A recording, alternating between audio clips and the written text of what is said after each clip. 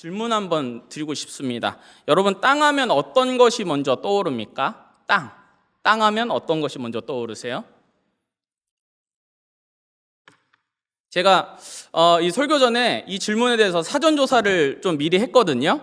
그런데 70에서 80%의 사람들이 땅 하니까 부동산 먼저 얘기하시더라고요.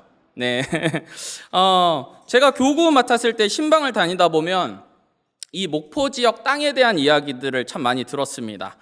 목사님, 제가 목포 역전 앞에 땅이 있었는데요.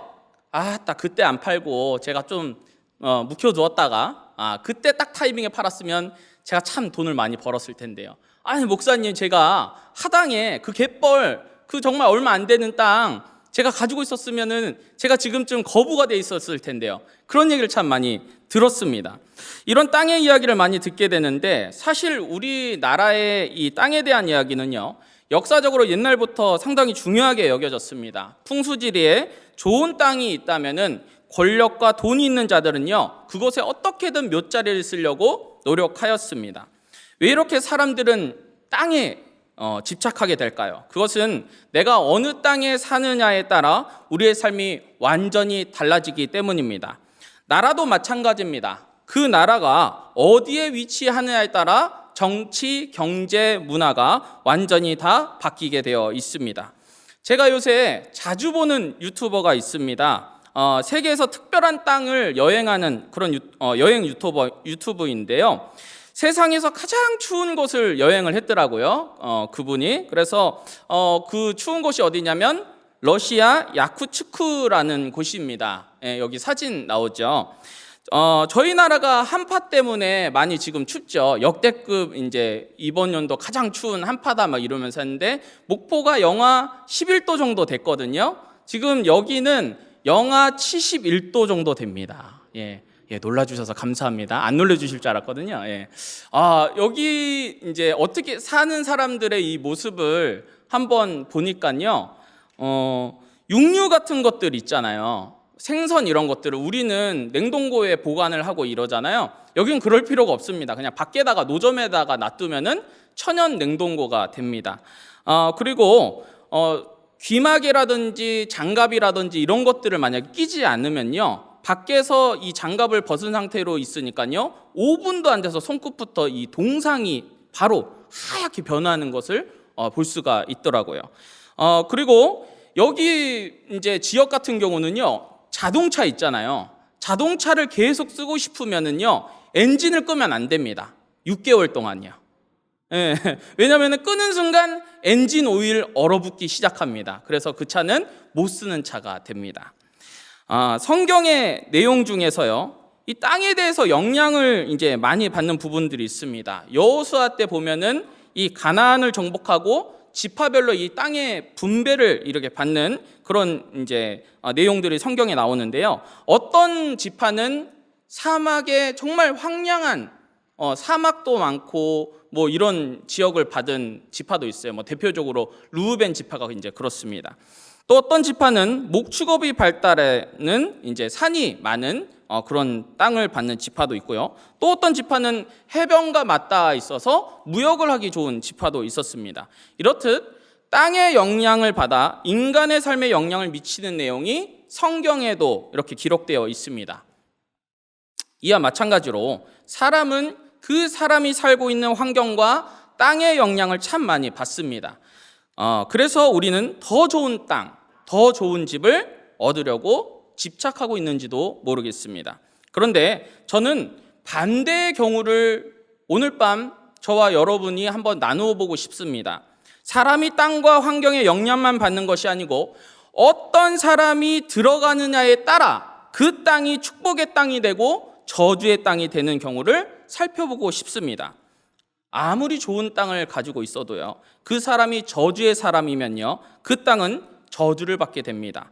아담과 하와가 그 아름다운 에덴 동산에서 누리지 못하고 쫓겨난 이유가 무엇입니까? 바로 죄 때문에 그 풍성함을 누리지 못했습니다. 가인과 아벨의 경우를 볼 때도요, 이 가인은 아벨을 죽이는 죄를 지음으로써 땅의 저주를 받게 됩니다. 우리 창세기 4장 10절, 12절, 13, 14절을 한번 띄워봐 주십시오. 하이라이트 친 부분을 한번 보면은 내 아우의 핏소리가 어디서부터요? 땅에서부터. 12절에 보니까 내가 밭을 갈아도 땅이 다시는 그 효력을 내게 주지 아니할 것이라고 말하고요. 넌 땅을 피하여 유리하는 자가 될 것이다 라고 말합니다. 14절에 보니까 주께서 오늘 이 지면에 나를 쫓아내시온 즉 내가 땅에서 피하여 유리하는 자가 될지라 라고 말하고 있습니다. 여러분, 가인의 직업이 뭐였죠? 아벨은 양을 쳤죠. 가인은 무엇을 했습니까? 농사를 지었죠. 농사꾼이 땅의 효력을 얻지 못했다. 땅에 이런 것들을 누리지 못한다. 그러면 그 사람의 인생은 어떠한 자입니까? 바로 유리한 자, 떠도는 자가 되고 만 것입니다. 이렇듯 죄와 저주의 사람이 되어 그 땅을 밟을 때는 그 땅은 제대로 된 역할을 하지 못하는 저주의 땅이 되기도 합니다. 여호수아 시대 때 보면은요, 이스라엘 백성들이 이 가나안 땅을 점령하는 것은 단순히 이 땅을 이제 점령하는 영토 확장하는 것을 넘어서서요, 하나님 나라의 생명의 영토를 확장하는 개념이었고요. 그러한 사명을 가진 어떻게 보면은 전쟁이었습니다. 그 가나안에서는 아주 끈적한 음란한 우상들을 섬기는 악한 족속들이 살고 있었습니다. 그 땅은 저주의 땅이었지만 하나님의 백성들이 그 땅을 점령함으로써 그 땅은 거룩한 땅이 바뀌게 됩니다. 저는 여호수아 시대에 갈렙의 고백이 너무나도 멋지게 들립니다. 이 산지를 지금 내게 주소서. 그 땅은 결코 점령하기 편한 땅이 아니었습니다. 거인족들이 우글대고요, 성읍들은 크고 견고했습니다. 그럼에도 불구하고 충성스러운 갈렙은 여호와께서 말씀하신 그 약속을 믿고 그 땅을 내게 달라고 선포하였습니다. 그리고 그 땅을 점령하였습니다.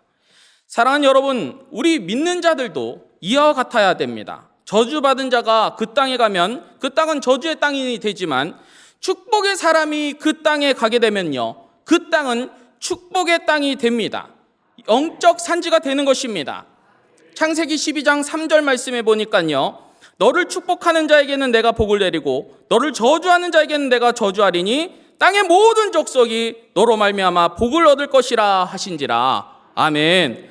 축복의 사람인 여러분들이 가는 그 땅은요, 여러분들을 통해서 복을 받을 줄 믿습니다. 땅의 모든 족속이 복을 받는 축복권이 우리에게, 하나님께서 우리에게 주신 것입니다. 그렇다는 것은 여러분들이 하나님의 복음의 말씀을 듣고 여러분 심령이 생명수가 솟아나는 복덩어리들이시라면은 여러분들이 가는 가정은 복을 받을까요? 받지 못할까요? 복을 받습니다. 그렇죠? 여러분들이 하고 계시는 사업장, 여러분들이 다니는 회사가 여러분들이 복덩어리다면은 그 회사와 사업장이 복을 받을까요? 받지 않을까요? 복을 받을 줄 믿습니다. 아멘. 마태복음 16장 19절에 보니까요, 이 예수님께서 이 베드로에게 칭찬, 베드로가 신앙 고백을 하고 나서 예수님께서 베드로에게 칭찬의 그런 메시지를 하시죠. 그러면서 이렇게 축복해 주십니다. 내가 천국 열쇠를 내게 주리니 내가 땅에서 무엇이든지 매면 하늘에서 매일 것이요 내가 땅에서 무엇이든지 풀면 하늘에서도 풀리리라. 아멘. 이 축복권이요, 베드로 한 사람에게 주는 것이 아니고 여러분 모두에게 주셨습니다. 우리 성도에게 우리 주님께서 주셨습니다. 그렇기 때문에 여러분들이 바로 가정에서 푸시면은요, 그것은 천국이 되는 것입니다. 여러분들이 회사에서요, 이 복음을 풀면은요, 그 땅이요, 바로 천국이 임하고 하나님 나라가 임하는 역사가 일어나는 것입니다. 할렐루야. 그러니 복된 여러분들의 입술을 여셔서 항상 이 축복을 가지고, 복음을 가지고 그 땅을 정말 평안의 땅으로 바꾸시길 주 예수 그리스도의 이름으로 간절히 축복하겠습니다. 우리 옆에 분들과 함께 이렇게 인사 한번 해볼까요? 열방의 복덩어리의 사명을 감당합시다. 열방의 복덩어리의 사명을 감당합시다. 예, 우리 손을 잡고 한번 해볼까요? 열방의 복덩어리의 사명을 감당합시다. 네, 감사합니다. 땅에서 푸십시오. 여러분의 하늘의 곳간이 채워지실 것입니다. 우리가 이러한 말씀의 원리로 오늘 같이 함께 읽었던 소돔과 고모라를 한번 바라보겠습니다. 소돔과 고모라는요, 창세기 13장에 아브라함과 롯이 서로 땅을 정해서 떠날 때 롯이 볼 때 물이 넉넉하고요, 여호와의 동산과 같고요, 애굽 땅과 같은 땅이 바로 이 소돔과 고모라가 있던 땅이었습니다. 하지만 그렇게 에덴 동산 같고 풍족한 이 땅이요, 음란한 세대, 저주의 세대들이 그 땅에 살고 있으니까요, 그 땅이 어떻게 됩니까? 저주의 땅, 멸망의 땅이 되어버린 것입니다. 소돔과 고모라에 대한 성경에 말하고 있는 내용들을요, 제가 한번 이렇게 조사 한번 해봤거든요. 한번 띄워봐 주시면 감사하겠습니다.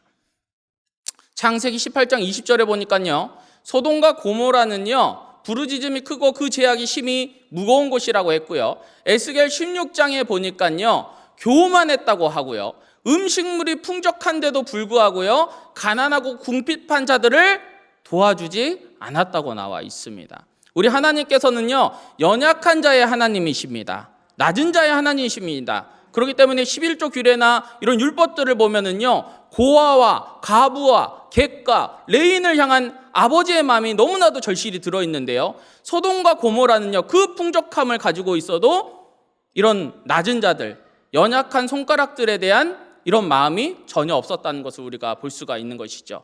유다서 1장 7절에 보니까요, 그들은 음란했다고 나와 있습니다. 그 음란한 자들은요, 불의 형벌을 받음으로써 멸망당하는 그런 도시가 됐다고 말하고 있지요. 그리고 이 성경뿐만 아니고요, 많은 성경에서 이사야, 예레미야, 마태복음 등등 이 소돔과 고모라를 음란과 죄악의 대명사로 사용하고 있습니다. 그만큼 그 땅이 악했다는 것을 성경은 말하고 있지요. 재앙만이 가득한 곳은 멸망당한 곳이고 저주받은 곳이라는 것을 성경은 다시 한번 명백히 드러내고 있습니다. 그런데 여러분, 이때 저는 아브라함의 행동을 집중해서 보게 되었습니다. 그 저주받은 땅, 여러분들이 생각해도 멸망당하기 충분한 땅이지 않습니까? 이유는 차고 넘치지 않습니까? 그런데 이 축복의 사람 아브라함이요, 하나님께 기도하기를 시작합니다. 하나님, 이 땅 가운데 의인 50명이라도 있으면 이 땅을 살려주시겠습니까? 라며 여호와께 간절히 간구하고 있습니다. 여러분, 하나님의 대답을 우리 한번 같이 합독해 볼까요? 창세기 18장 26절 말씀입니다. 우리 함께 읽겠습니다. 여호와께서 이르시되 그들을 위하여 온 지역을 용서하리라. 아멘. 그들을 위하여 온 지역을 용서하리라. 저는 이 성경 구절을 보면서 참 많은 것을 깨달아졌습니다. 하나님의 대답은요, 의인 50명만 있다면요, 그들을 위해서 내가 이 지역을 용서하겠다고 말씀하고 계신 거예요. 아브라함은 계속해서 간구합니다. 45명은요, 하나님 40명, 30명, 20명, 10명까지 내렸습니다. 하나님 10명만 있더라도 이 땅을 살려주시겠습니까? 하지만 그 땅에는 의인 10명조차 없었습니다. 결국 소돔과 고모라는 죄악의 도시로, 멸망의 도시로 역사 속으로 사라졌습니다. 그런데 사랑하는 여러분, 저는 이 성경 말씀을 통해서 어떤 것에 집중했냐면요, 하나님께서 집중하시고 바라보시는 부분이 무엇이냐, 이것입니다. 이 부분을 저도 집중해서 보게 되었습니다. 하나님이 그 도시의 사람의 숫자를 셀 때 말이죠, 죄인이 도대체 몇 명이냐 이렇게 세지 않으시고요, 의인이 몇 명이냐고 숫자를 세셨습니다. 그러니 하나님께서 집중하고 계신 것은요, 죄인의 숫자가 아니고요, 의인의 숫자인 것입니다. 사랑하는 여러분, 우리 공동체 가운데 신앙생활할 때 가끔 어두운 면이 보일 때가 있지요. 나랑 사이 안 좋은 사람, 나를 미워하는 사람, 나랑 일 스타일이 안 맞는 사람, 이런 사람들이 자꾸 마음에 걸려서요, 신앙생활하기 조금 거시기할 때가 있어요. 그렇지요? 혹시 여러분도 그 공동체의 긍정적인 부분을 세는 것이 아니고 혹시 부정적인 부분을 먼저 세고 있지 않는지 우리가 한번 신앙생활을 돌아볼 필요가 있는 것입니다. 우리 부서나 셀의 공동체의 의인의 숫자를 세는 것이 아니고 부정적인 자들의 숫자만 세고 있는 내 스스로가 실족하고 있는 것은 아닌지 우리가 한번 우리 삶을 묵상해 볼 필요가 있는 것입니다. 하나님의 방식은요, 의인의 숫자를 세시며 그 의인들을 통해서 그 땅을 저주에서 축복으로, 죽음에서 생명이 넘치는 땅으로 변화시키기를 원하시는 분이 바로 우리 주님이십니다. 할렐루야. 우리 수영록교회 원로 목사님이시고 하늘로 얼마 전에 이민 가신 정필도 목사님의 책상은요, 한 가지 특이사항이 있습니다. 그것이 무엇이냐면요, 이 정필도 목사님 책상 밑에 이 책상이 있고 위에 유리를 깔잖아요. 그 유리 밑에 사진들이 이렇게 많이 있다고 합니다. 그 사진들은요, 바로 목사님을 위해서 기도해 주시고 항상 기쁨이 넘치는 말을 하는 자들, 목사님을 지지해 주는 자들의 사진을 책상 유리 밑에 넣어놓고 계신 것입니다. 그래서 목회 가운데 너무 힘들고 번아웃 오고 지칠 때가 있지 않습니까? 그때 그 책상 유리 밑에 있는 그 사진들을 보면서 그래, 내가 이 성도들을 위해서 내가 다시금 힘을 내야지, 내가 다시 일어나야지 하면서 결단을 하셨다고 합니다. 사랑하는 성도 여러분, 혹시 공동체에 여러분을 미워하는 사람 있습니까? 여러분과 계속 트러블 나는 사람 있습니까? 스타일이 맞지 않는 사람 있습니까? 그런 분들을 우리가 집중해서 보는 것이 아니고요, 성경의 원리처럼, 말씀의 원리처럼, 하나님의 방법처럼요, 의인의 숫자를 세시길 주님의 이름으로 축복하겠습니다. 하나님은 그들을 통해서 일하시고 의인을 통해서 마땅히 저주받아야 할 땅도 긍휼히 여기셔서 다시금 길이 참아주시고 그들을 회복시켜 주시는 분이 바로 우리 여호와 하나님이십니다. 이스라엘 백성들이 출애굽할 때 얼마나 많은 죄악을 저질렀습니까? 얼마나 많은 불순종을 저질렀습니까? 금송아지 사건, 12정탐꾼 사건 때 하나님의 진노가 임할 그 공동체에 의인인 모세가 하나님께 간구합니다. 하나님, 이 백성을 멸하시려 한다면 나부터 생명책에 지워 주십시오. 자신도 충분히 그 이스라엘 공동체에 의해서 상처를 엄청 받을 그런 인물이 바로 모세입니다. 모세가 지도자로 이렇게 걸어갈 때 그 이스라엘 공동체가 얼마나 많이 모세와 아론을 공격했습니까? 하지만 모세의 입술에서는요, 저주의 말이 나오는 것이 아니고요, 이 공동체를 살려달라는 축복의 말이 나오고 있습니다. 하나님은 이 모세의 기도를 들어주셔서 이 이스라엘 공동체를 살려주시지 않습니까? 여러분, 우리 예수님은 어떠십니까? 저 저주받는 땅이라 불리우는 사마리아 땅 가운데 예수님이 사마리아 여인을 만나 그 복음이 전파되니까 그 땅 가운데 생명의 샘이 솟아나는 놀라운 역사가 일어나지 않습니까? 그러니 하나님의 부르심을 받은 성도 여러분, 여러분께서는요, 그 땅의 축복의 통로시며 또한 그 땅을 살리는 열방의 복덩어리라는 사실을 결코 잊지 마시길 바랍니다. 여러분을 통해서 가정이 살아날 것입니다. 여러분을 통해서 부서가 살아날 것입니다. 여러분을 통해서 이 목포 지역과 우리나라가 주님께 돌아가는 놀라운 역사가 일어날 줄 믿습니다. 광야 가운데 꽃이 피고 시온의 대로가 열리는 역사가 일어날 줄 믿습니다. 지역을 변화시킨 한 분을 소개하고 말씀을 마치려고 합니다. 이분이 누구시냐면요, 바로 제 고향 대둔도 섬에 복음을 들고 오셨던 장기실 전도사님 이야기입니다. 할머니 전도사님이라고 저는 어렸을 때부터 많이 불렸습니다. 참 사진 보니까 또 감회가 새로운데요. 저희 대둔도 섬은요, 3개의 마을로 구성되어 있습니다. 외우실 분은 좀 외워주실래요? 수리, 오리, 도목리예요. 수리, 오리, 도목리인데 그 장기실 전도사님이 개척했던 마을은요, 도목리라는 마을이고요. 이분을 통해서 수리도 오리도 이렇게 자연스럽게 개척되게 됩니다. 1959년 장기실 전도사님이요, 여자 혼자의 몸으로 이 섬에 천막교회를 개척하셨습니다. 이 여자의 혼자 몸으로 이 오지 중에 오지, 이 낙도에 들어와서 개척하는 것 결코 쉬운 일이 아닙니다. 그러나 그 전도사님의 뚝심 있는 헌신을 통해서 이 마을에 복음이 흘러가니까요, 다음 세대들이 그대로 컸어요. 저희 아버지 어머니가 이 개척하셔갖고 수리교회 할 때는 80년대고요. 우리 전도사님이 하셨을 때는 59년도였거든요. 그러니까 그 세대들이요, 목포를 나가지 않고요, 그대로 자라서 그 믿음의 세대들이 되었습니다. 저희 아버지 어머니가 항상 아쉬웠던 게 뭐냐면요, 저희 마을에 수리마을, 저희 아버지가 개척했던 마을은 수리마을인데, 수리마을에서 아이들이 한 50명 정도 있다고 가정을 하면은요, 교회 몇 명 나왔을 것 같아요, 여러분? 50명 전원 다 나왔습니다. 그러니까 종치면 다 나왔어요. 예. 그러니까는 완전 태영아부부터 초등학교 6학년까지 함께 예배 드리거든요. 어떻게든 드려집니다. 예. 예. 그리고 항상 참 은혜롭게 이렇게 했던 기억이 있는데, 근데 안타깝게도요, 중학교 1학년 때 이 섬을 벗어나잖아요. 그러면은 부모님 없이 타지에 가다 보니까 신앙을 잃어버리고, 그런 일들이 참 많았습니다. 그래서 저희 아버지, 어머니가 이런 부분에 대해서 너무나도 많이 안타까워하신 기억이 납니다. 근데 이 장기실 전도사님이 섬기셨던 이 도목리는요, 그대로 자랐습니다. 그래서 이 마을의 특징이 무엇이냐면요, 30가구 중에요, 가구가 30가구가 있는데 두세 가구 빼고 전부 예수님을 믿습니다. 그러니까 예수 마을로 그냥 변화된 것입니다. 그뿐만이 아니라요, 돈벌이 수단이 없어서요, 지지리도 가난했던 마을, 해초를 뜯거나 고기잡이가 생업의 전부였던 이 가난한 섬에요, 또 논농사도 할 수 없었어요. 그래서 그 고구마 이렇게 캐서 먹었던 기억이 이제 납니다. 이런 섬에 복음이 들어가니까요, 하나님께서요, 물건까지도 열어 주셨습니다.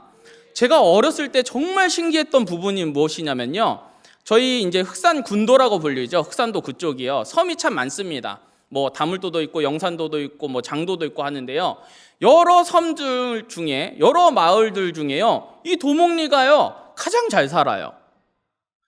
똑같이 가두리를 하거든요. 똑같이 우럭 가두리를 하고 똑같이 전복 가두리를 하는데요, 왜 여기만 잘 살지 도저히 이해가 되질 않는 부분이었어요. 그래서 이 마을에 대해서 그런 말이 있습니다. 지나가는 똥개도 10,000원짜리는 물고 간다.